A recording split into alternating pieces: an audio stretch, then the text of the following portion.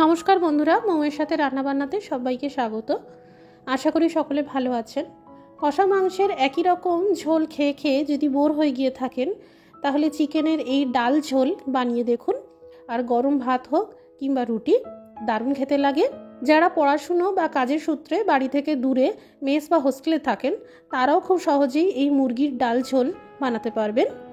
এখানে 100 গ্রাম মুসুর ডাল গরম জলে 1 ঘন্টা মতন ভিজিয়ে রেখেছি। কড়াইতে তেল গরম করে নিয়েছি। রান্নাটা আপনারা সরষের তেল দিয়ে করতে পারবেন। এবার ডুমো করে কেটে রাখা আলুর পিসগুলোকে ভেজে নেব। একটু হালকা বাদামি করে ভেজে নিলাম। এবার তেল ঝরিয়ে তুলে নেব। অতিরিক্ত তেল একটা কাপে ঢেলে নিলাম। এবার দিয়ে দিলাম শুকনো আস্ত লঙ্কা, গোটা লবঙ্গ আর ফাটানো এলাচ। 2টি তেজপাতা দিয়ে দিন। থেতো করা রসুন 1 চামচ দিয়ে হালকা করে ভেজে নিলাম।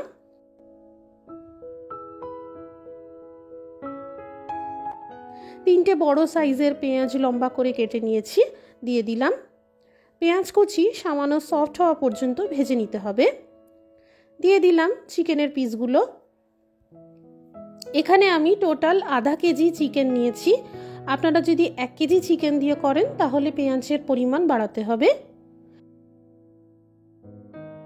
সামান্য হলুদ গুঁড়ো দিয়ে দিলাম, আধা চা চামচ লঙ্কার গুঁড়ো দিয়ে দিলাম, থেতো করা আদা 1 চামচ, গোটা কয়েকটা কাঁচা লঙ্কা আর ডুমো করে কেটে নেওয়া টমেটো দিয়ে দিলাম।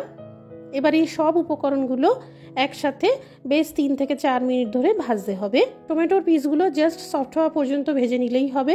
আপনারা এই রান্নাটা ডাইরেক্ট প্রেসার কুকারেও করে নিতে পারেন, তাহলে আরও কম সময়ের মধ্যে হয়ে যাবে। এবার দিয়ে দিলাম ভিজিয়ে রাখা মসুর ডাল।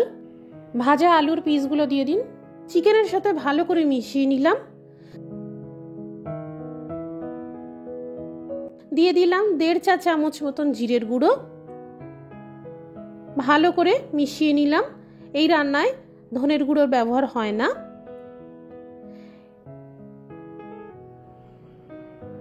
এই রান্নায় ঝোলের পরিমাণটা একটু বেশি থাকে, তাই 1 গ্লাস মতন উষ্ণ জল দিয়ে দিলাম। আপনারা ঝোল যতটা বাড়াতে চাইছেন সেই বুঝে জল দেবেন। স্বাদ মতো লবণ অ্যাডজাস্ট করে দিয়ে দিলাম। এবার কম আঁচে ঢেকে রান্না করে নেব। প্রায় 10 মিনিট মতন কেটে গেছে। আলু সহ চিকেন সিদ্ধ হয়ে গেছে। এবার দিয়ে দিলাম 1/2 চা চামচ গরম মশলার গুঁড়ো। তৈরি হয়ে গেল মুরগির ডাল ঝোল। ভীষণ টেস্টি হয় খেতে। একবার এইভাবে বানিয়ে দেখবেন, খুব ভালো লাগবে। আজকের রেসিপিটি ভালো লেগে থাকলে শেয়ার করে দেওয়ার জন্য অনুরোধ রইল। সবাই ভালো থাকুন, সুস্থ থাকুন। Thank you for watching.